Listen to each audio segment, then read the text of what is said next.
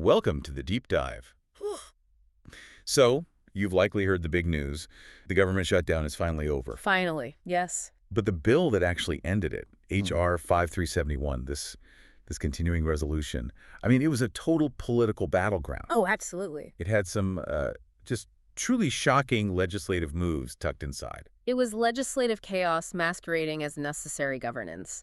Our whole mission here is to walk you through it. Right. We need to clarify what services got restored, but more importantly, pull out those controversial riders, the things slipped in that are going to affect you. Whether it's your health care, your grocery bill. Exactly. Or even what's sold at your local corner store. Okay, let's unpack this. And the best place to start is with the immediate political cook of the day, which was the swearing in of a new representative. Adelita Grijalva for Arizona's 7th District. And her showing up immediately made a huge difference. It was where symbolism met. Simple mathematics. Huh. I mean, she's a native Tucsonan, granddaughter of a bracero, and she was the youngest woman ever elected to the Tucson Unified School Board, so she has this history. She'd won the special election back in September. But her arrival on the floor on November 12th solved a very specific math problem for the Democrats. A critical math problem. Because her very first official act, right out of the gate, she becomes the 218th signature on a discharge petition. The one for H.R. 4405, the Epstein Files Transparency Act. So for anyone listening who maybe isn't, obsessed with parliamentary procedure, why is 218 the magic number here? What does that actually do? It is the nuclear option for the minority party. Okay. Normally, the speaker, the majority leadership, they control everything. What gets a vote, what doesn't. A discharge petition is this incredibly powerful tool that lets a simple majority, 218 members, literally pull a bill out of committee and force a vote on the floor. So it completely bypasses leadership. Completely. It's the ultimate sign of frustration in Congress. So she hasn't even, found her permanent office yet, and she's already forcing a vote on one of the most sensitive topics imaginable. And the drama just exploded from there instantly. What happened? Well, a Republican member, Representative Burchett, he saw the moment and tried to pass that bill, H.R. 4405, by unanimous consent. Just get it done right then and there. Exactly. But the request was immediately blocked.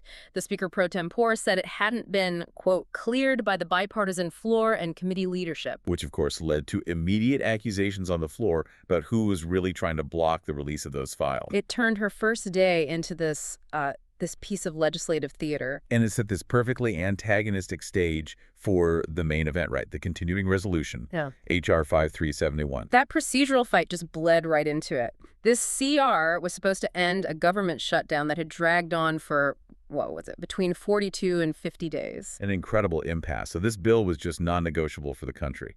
It had to pass. But it wasn't a simple extension this time. This was a massive, complex piece of legislation. It was a hybrid package, right? A hybrid, yeah.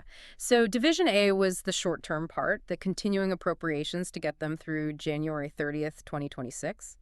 But it also included 3 full-year appropriations bills. For which department? For military construction and the VA, for the legislative branch itself, and for agriculture and the FDA.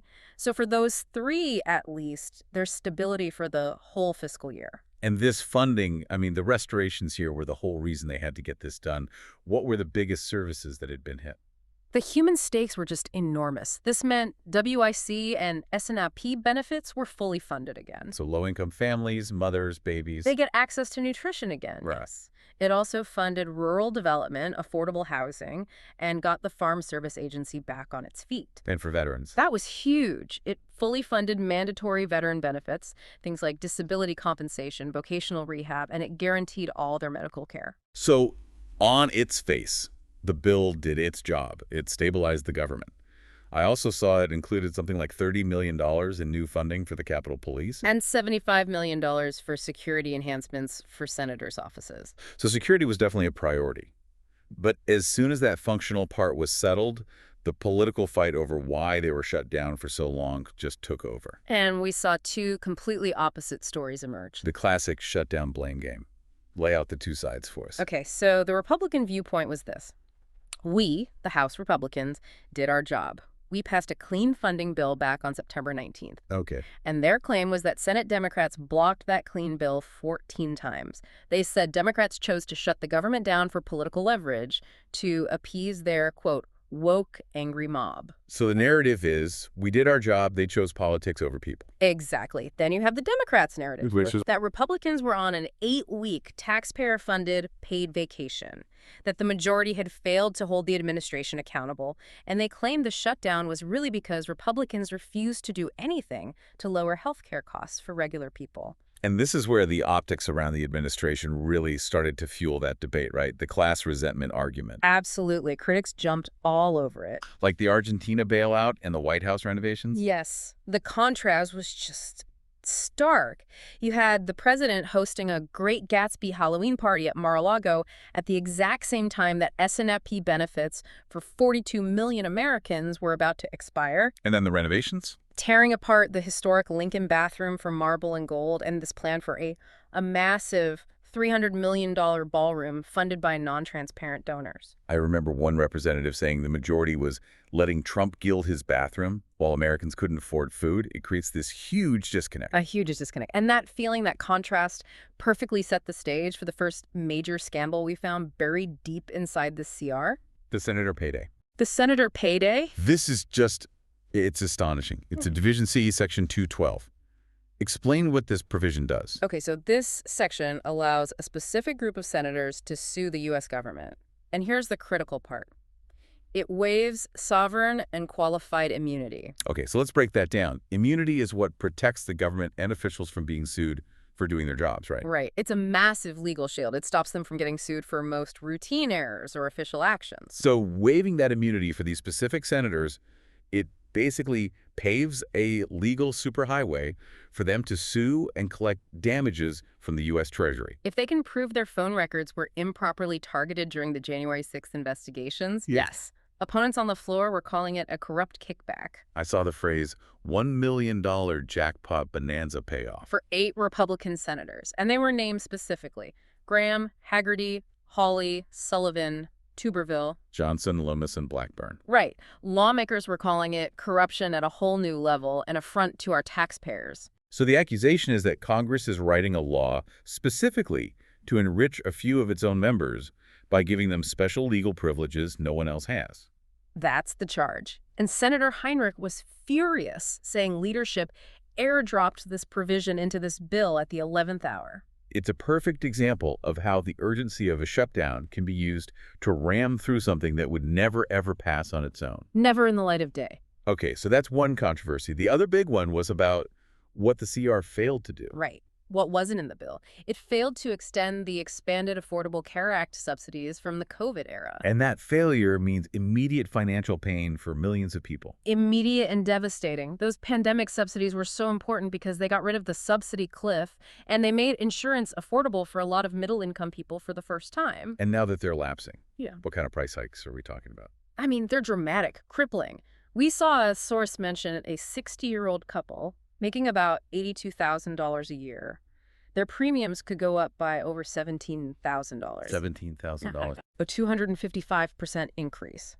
Or a small business owner in Connecticut, their monthly premium jumping from $700 to about $2,500. That is just not sustainable, especially with the inflation we're seeing. It just compounds the whole crisis. Yeah. You know, we saw September inflation at 3.1%, but for things people actually buy. Beef is up 15%. Coffee, 19%, utilities, 12%. And this is what leads to those warnings about stagflation, where prices are going up but the economy is slowing down. It puts the Fed in a terrible spot. It does, and it circles back to that earlier point about priorities. Yeah. Critics look at these healthcare costs exploding, and then they point to things like the Argentina bailout. Right, the Exchange Stabilization Fund. Why was that so contentious? Yeah, well, the ESF is supposed to be for stabilizing the U.S. dollar, using it for a potential $40 billion line of credit for Argentina's President Milei. It's controversial because it bypasses congressional oversight. The kind you'd normally have for foreign aid. Exactly. So the argument is, how can you justify sending billions abroad with no safeguards when you're letting healthcare costs destroy families back home? It's a powerful political argument. Okay, so moving from immediate impact to future policy. Let's talk about the other policy bomb in this bill. The one buried in Division B, Section 781. The hemp loophole closure. This doesn't kick in for another year, but the consequences are already being mapped out. And it is a major, major structural change. Section 781 drastically amends the legal definition of hemp. It's not just targeting the really intoxicating stuff like Delta-8. What does it do then? It essentially imposes a national ban on most ingestible hemp products that have any quantifiable level of THC. Any quantifiable level. So that would just devastate the legitimate CBD and hemp industry that grew out of the 2018 Farm Bill. The numbers being thrown around are massive, could threaten $28.4 billion in regulated market activity. And over 300,000 jobs. 320,000 American jobs. So the industry is obviously calling it a massive overreach, but there's another side. Public health advocates. Right. 39 state attorneys general support this.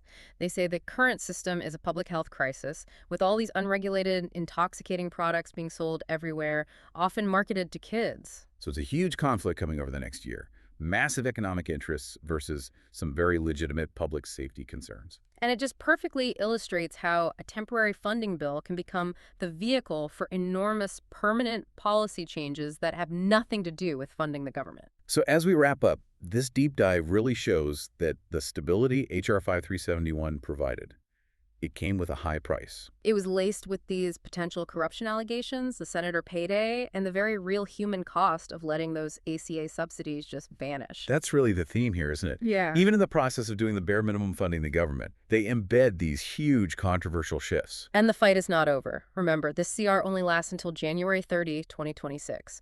Another huge funding battle is coming for all the other agencies. So if you're tracking these issues, what should you watch next? Definitely follow the debate on those ACA subsidies. The pressure to prevent those premium hikes before the deadline will be absolutely intense. And that hemp rule, Section 781. Oh, that industry is going to fight tooth and nail for the next 12 months. We encourage you to track those bills, H.R. 5371 and H.R. 4405. The next appropriations battle is right around the corner. And the fallout from what was tucked inside this one is just beginning.